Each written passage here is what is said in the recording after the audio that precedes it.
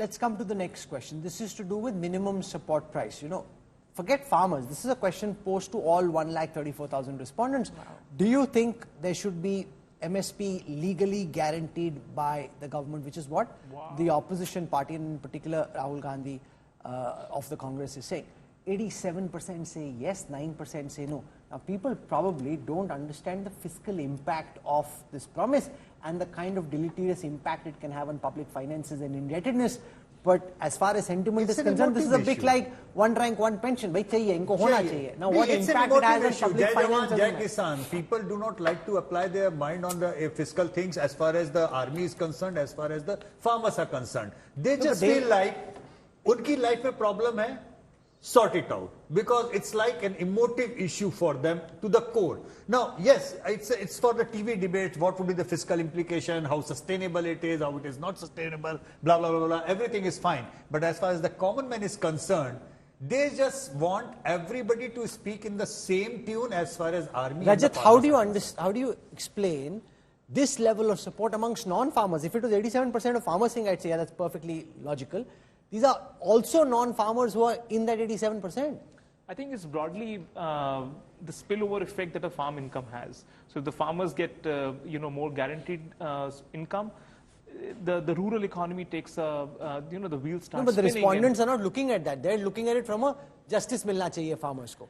Not realizing probably that they will be the ones paying the higher price if MSP is higher than market price. There is this question that you were discussing yesterday, wherein this perception that the farming is no longer profitable, we have to leave the farmlands and go to urban cities and centers to actually look for jobs which is much more menial in nature. They could have stuck back, lived with their families, and they're not able to do that because they're not able to meet two and two together on the farmland itself. Everybody has their roots in villages, remember that. And when farming becomes a non-profitable venture, it is problematic. By the way, in the data, agriculture has always seen consistent 4% growth under Modi government. It's only in the last 2 years when there was literally 0% growth in the agricultural income. That is what was holding the rural economy from going up to the level it was expected. Rajdeep, how is this likely to play out politically?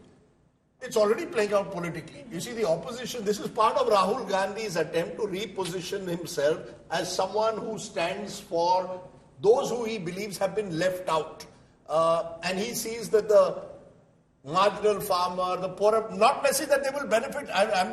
Forget the economics for a moment. Look at the politics of it. The politics is that Narendra Modi 5 years ago promised, I will double farm incomes. That didn't happen. Now comes Rahul Gandhi and says, Narendra Modi is not going to double your farm income, but I'm going to give you a legally guaranteed MSP. So economic populism of the kind that Rahul Gandhi has made part of his political agenda I don't think these answers have anything to do with Rahul Gandhi's propaganda or Rahul Gandhi's campaign or anything.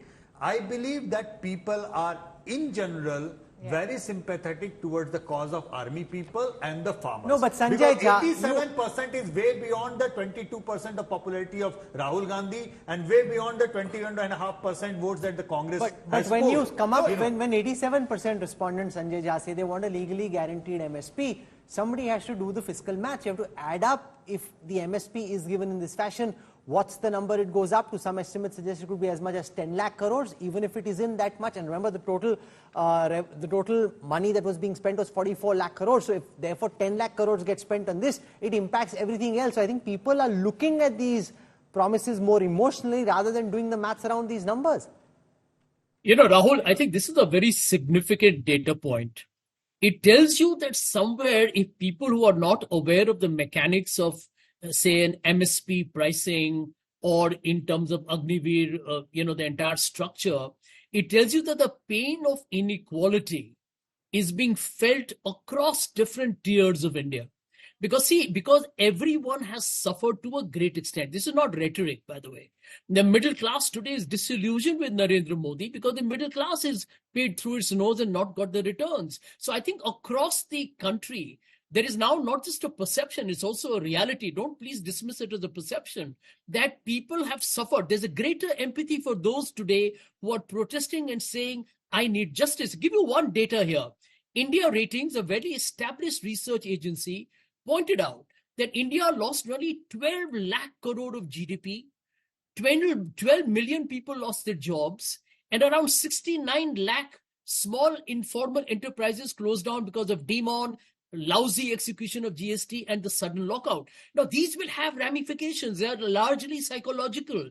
So there is economic security, there is psychological frustration, and people are beginning to realize, hang on, this is not just an opposition trying to bash the government. The problem has come to my doorstep. And that's what you're seeing in the numbers. This is a big danger marker for the government, because if 87% popularity support is with there being legally guaranteed MSP, that's a problem because the government doesn't have an intention of doing this. So there's a real challenge there. Let's come to the next question. Rahul, just one line, Yes. that since last 10 years, who is having the higher power in center? Only Rajnath Singh is a dhoti-wala with a background of Kisan. Nobody else. So there is otherwise also in perception, I'm talking only of politics. Not Now they've got Shivraj Chauhan.